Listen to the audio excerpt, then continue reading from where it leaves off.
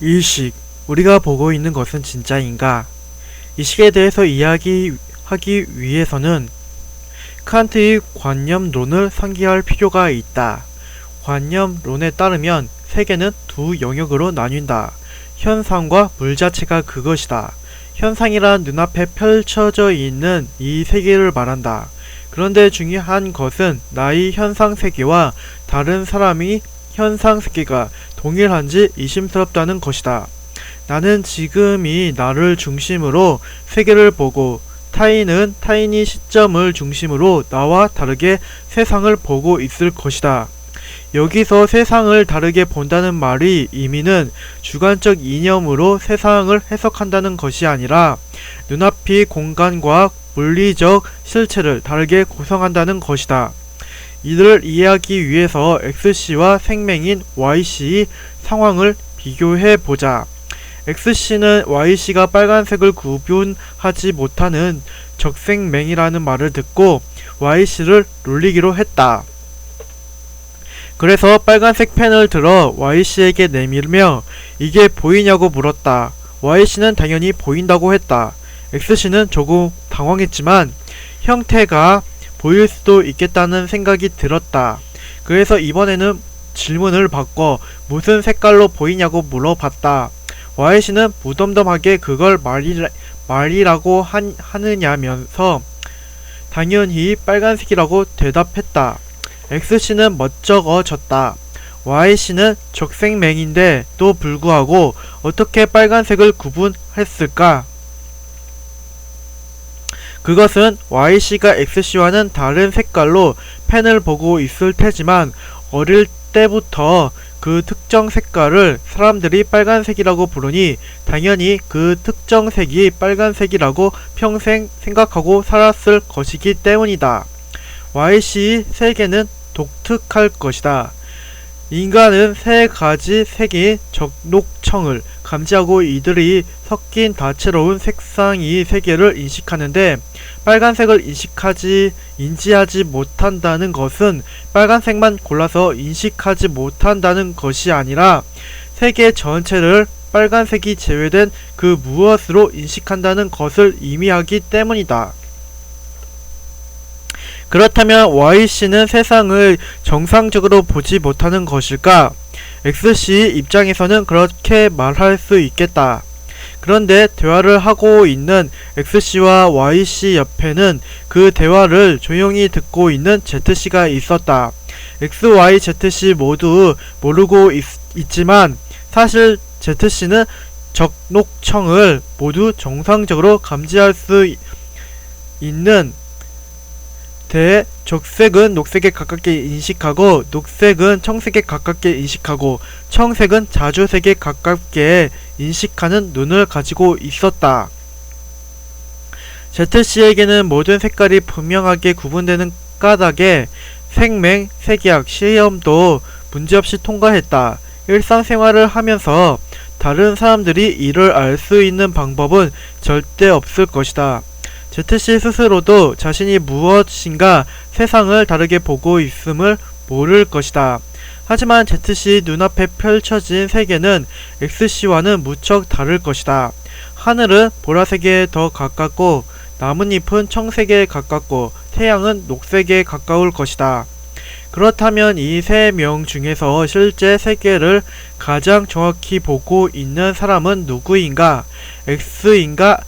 그렇다고 말하기는 쉽지 않다. X씨가 세상을 가장 정확히 본다고 말할 수 있는 근거를 우리는 갖고 있지 않다. 색깔은 세계의 실제 속성이 아니다. 실제 세계는 색깔을 갖고 있지 않다. 색깔은 인간이 물질 세계를 해석한 결과물이다. 이를 이해하기 위해서 신의 관점에서 세계의 실체를 바라보는 상상을 해보자. 신은 색깔이 어떻게 보일까? 실제 세계에서 색깔이란 단지 광원에서 쏟아져 나온 광입자들이 물체에 충돌하여 일부는 흡수되고 일부는 튕겨져 나가는 운동 상태일 것이다. 신은 색깔이 아니라 입자들이 반사와 흡수를 볼 것이다. 신과 달리 인간은 이를 있는 그대로 보지 못하고 해석한다. 물체에서 튕겨져 나온 광입자 중 일부는 인간이 눈으로 들어와 망막을 자극하고 망막은 자극된 내용을 전기 신호로 바꿔서 시신경을 따라 뇌에 모스 부호처럼 전달한다. 전기 신호를 받은 뇌는 나름대로의 방법으로 그 신호를 해석해서 우리 머릿속의 모니터에 이미지로 드러낸다. 이때 뇌는 거기에 임의적으로 색깔을 입히고 세계를 구성한다. XYZC가 보는 것은 실제 세계가 아니다. 실제 세계는 광자와 전자들이 혼란스러운 충돌과 소용돌이로 가득할 뿐이다. 광자는 빛나지 않는다. XYZC가 보는 빛나는 색깔의 세계는 자신이 머릿속에 있는 모니터다. 뇌가 해석한 세계를 보는 것이다. 단적으로 말해서 지금 당신이 눈앞에 펼쳐진 세계는 정말로 눈앞에 있는 것이 아니라 당신이 머릿속의 세계다. 지금 보이는 당신이 팔이나 손에 놓인 책이나 건너편의 사람들이나 그것은 당신이 외부에 있는 것이 아니라 당신이 머릿속에 있다. 다시 말해서 당신이 보고 있는 모든 것 중에서 진짜 외부에 있는 것은 없다. 외부 세계는 없다. 우리는 내 머릿속에 산다. 칸트는 그래서 세계를 현명하게 둘로 구분한다. 내 눈앞의 세계는 진짜 세계가 아니라 내가 구성해낸 주관적인 세계로서의 현상 세계다. 반면 내가 절대로 다가갈 수 없는 실제 세계, 전자와 광자가 회오리 칠 것으로 예상되는 빛이나 색깔은 없고 단지 신이 눈으로만 볼 수 있는 진짜 세계를 칸트는 물자체라고 불렀다. 칸트에 따르면 나는 현상세계에 살고 물자체는 결코 알 수 없다. 그런데 이 생각은 칸트가 처음 한 것은 아니다. 이 세계가 주관적 환영의 세계일 뿐 진짜 세계를 직접 보고 있는 것이 아니라는 진리는 이미 3000년도 더 전에 베다와 우파니샤드에서 밝혀지고 있다. 특히 사람들은 눈앞의 세계가 환영이 아니라 진짜 세계라고 믿는 경향이 강한데 베다에서는 이렇게 눈앞의 환영이 실제라고 믿는 착각을 마야라고 불러 이를 경계하게 했다. 즉 눈앞의 사과가 사과 그 자체라고 생각하는 데서 오해와 혼란이 발생한다는 것을 우리에게 지혜롭게 알려준 것이다. 8세기의 파드마삼바바가 남긴 티베트 사자의 서에서도 다음과 같은 구절이 나온다. 마음이 물질에서 나오는 게 아니라 물질이 마음에서 나온다. 이 말의 의미는 다양하게 해석될 수 있겠으나 베다에서 불교로 이어지는 연계성을 고려할 때 이 말은 눈앞의 물질 세계가 실제로는 정신이 만들어낸 환영의 세계였음을 지적하고 있다고 볼 수 있다. 오래전 수도승들은 이 오래된 지혜를 알고 있었던 것 같다. 그들이 말했던 깨달음은 눈앞의 실체가 사실은 허상임을, 내 주관이 내적 세계임을 깨닫는 것이었다.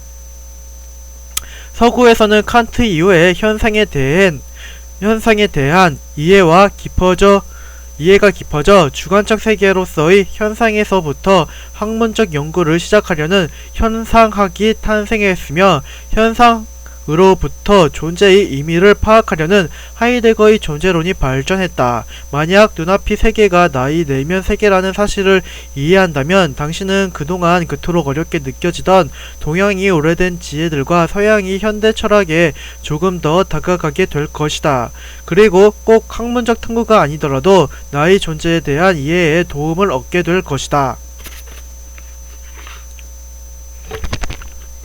정리해보자. 우리는 살아있음의 신비를 이해하기 위해 이식에 대한 이야기를 하고 있다. 이식은 내적 세계를 의미한다. 그리고 이 내적 세계는 현상 세계를 말한다. 문제는 너무나도 선명하게 펼쳐져 있는 눈앞의 현상 세계가 실제로는 내 머릿속에 있다는 것이다. 우리는 내 외부로 나가본 적이 없다. 사랑하는 사람들, 짜증나는 김부장, 카드 고지서, 핸드폰, 사회와 국가 모두 내 머릿속에 있다. 어쩌면 우리는 모두 자폐아들인지도 모른다. 이식 너머의 세계. 알 수도 없고 도달할 수 없는 세계. 그래서 살아있음은 신비하다. 살아있다는 건 그 개인이 하나의 내적 세계, 하나의 우주를 소유하고 그 안에 거주함을 의미한다. 이러한 개인이 내적 세계는 서로 완벽하게 독립되어 있기 때문에 엄밀히 말해서 타인이 나처럼 내적 세계를 가지고 있는지 확신할 수는 없다. 왜냐하면 나의 내적 세계는 순간순간 나에게 체험되고 있으므로 나에게는 확실하지만 타인이 내적 세계는 나에게 보이지 않고 결코 나에게 체험될 수 없기 때문이다. 타인이 의식이 존재하는지 의심스럽다는 생각은 우리가 쉽게 이해할 수 있는데 누군가를 사랑할 때의 상황이 이를 이해하는 데에 도움이 될 것이다. X씨가 Y씨를 사랑한다고 하자. 나는 X다. 이때 나는 내가 Y씨를 사랑한다는 것을 매 순간 경험하고 확인할 수 있다. 나에게 있어서 내가 Y씨를 사랑하는 것은 확실하다. 문제는 Y씨도 나를 사랑하는지 결코 확신할 수 없다는 데에 있다. Y씨의 사랑을 확인하는 방법은 직접 묻는 수밖에 없다. 나를 사랑하지? 물어봤더니 사랑한다고 말한다. 그럼 증명되었는가? 이렇게 증명될 수 있는 문제였다면 이 세상에 연인들이 싸움이란 없었을 것이다. 아무리 Y씨가 사랑한다고 말해도 나는 실제 Y씨의 마음, 내적 세계에 결코 접근할 수 없다. 이 상황은 의식의 문제를 정확하게 묘사하고 있다. 나는 내가 의식하고 있으며 내적 세계를 가진다는 것을 순간마다 경험하고 확인할 수 있지만 타인이 아무리 자신이 내적 세계를 가지고 있다고 말한다 하더라도 정말 그 사람이 의식을 가지고 있을지는 의심스럽다. 나의 의식은 나에게는 확실하지만 타인의 의식은 내가 결코 접근할 수 없다. 그래서 의식은 지금까지 자연과학으로 말해질 수 없었다. 왜냐하면 자연과학은 같은 현상에 대한 복수 시점에서의 반복되는 관찰만을 그 대상으로 하기 때문이다.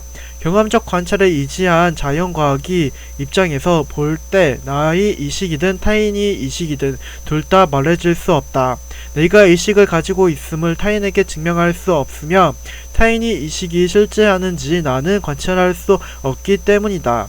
둘이 공유하는 공통 현상이 없으므로 함께 관찰할 수 있는 것도 없고 따라서 의식은 과학적 논의의 대상에서 배제되어 왔다. 이 때문에 의식과 내적 세계 자체에 대한 논의 대신 뇌신경에 대한 생리학적 분석, 심리적 행동에 대한 탐구 등 함께 공유할 수 있는 것만이 학문적 논의의 대상이 되어 왔다. 문제의 핵심은 학문적 논의의 대상만이 실제한다고 믿는 과학주의적 사고방식이다. 현대인들의 과학주의적 신화는 그들로 하여금 과학적으로 논의되는 대상만이 실제한다고 믿게 만들었다. 그들은 매 순간 강렬하게 체험되는 자기의식이 실체를 보는 대신 과학이 대상이 되는 물질적 뇌신경에 마음을 쓴다. 그리고 이렇게 물질로부터 세계를 설명하려는 습관은 눈앞이 세계가 세계 그 자체라는 환상을 심어준다. 오래전 인류의 지혜가 우려했던 마야의 상태에 현대인은 처해 있다. 진정으로 신비하고 심오한 깨달음을 주는 것은 자신이 내적 세계로서의 의식을 가지고 있다는 사실이다. 나의 외부에 존재하는 실체라고 믿었던 세계가 사실은 나의 주관에 의해 구성된 것이며 내가 보고 있는 것은 내 마음이 만들어낸 허상이라는 진실에 귀를 기울여야 한다. 그래야 우리는 비로소 세계의 의미와 세계 속에 살아있음의 의미를 진지하게 탐구할 수 있을 것이다. 그렇다면 내 눈앞이 세계가 나의 머릿속의 세계, 즉 의식세계라고 할 때 나의 외부에는 무엇이 존재하는가? 그것은 앞서 말했듯 칸트가 물자체라고 이름 붙였다. 실제 그 자체의 세계로서 물자체의 세계는 우리의 5가지 감각기관을 통해 간접적으로 다듬어 볼 수 있을 뿐 결코 인지할 수 없다. 그 세계는 우리의 현상세계에 그림자를 들이우고 우리는 그 그림자를 통해 현상세계를 나름대로 구성한다. 물자체의 세계는 우리 현상세계와 대체로 닮았을 수도 있고 전혀 닮지 않았을 수도 있다. 의식적 존재 전체를 통틀어서 의식 너머의 세계를 직접 적합한 존재는 없었을 것이므로 물 자체는 말할 수 없는 영역에 놓여 있다. 다만 상상해 볼 수는 있겠다. 우선 물 자체의 세계에 빛은 없을 것이다. 빛은 빛나는 그 무엇이라고 정의한다면 말이다. 빛은 심리적 작용이다. 실제 세계에는 빛이 아니라 광입자들이 물리적 운동만이 있다. 광입자들은 빛나지 않는다. 광입자들을 빛나는 무엇으로 해석하는 것은 나의 의식이다. 따라서 의식 너머의 세계에는 빛이 없으므로 색깔이 없을 뿐만 아니라 색깔이 머무는 표면이라는 현상도 없다. 표면은 현상 세계에서는 세상을 구성하는 가장 중요한 요소지만 실제로 의식 너머의 세계에서는 표면이 존재하지 않는다. 다만 원자를 이루고 있는 전자들이 반발력이 광자를 튕겨나가게 해서 표면 같은 효과를 만들 뿐이다. 정리하면 의식 너머의 세계에는 빛이나 색, 표면, 손에 닿는 부드러움, 익숙한 향기, 사물들은 존재하지 않는다. 그 세계에는 보이지 않는 광입자, 운동, 인력, 청력, 상상할 수 없는 것, 말할 수 없는 것들만이 존재하고 있다. 내 눈앞의 세계가 실제의 세계와 비슷할 것이라는 생각은 우리에게 심적 위안을 주는 믿음일 뿐 그 이상의 의미를 갖지 않는다.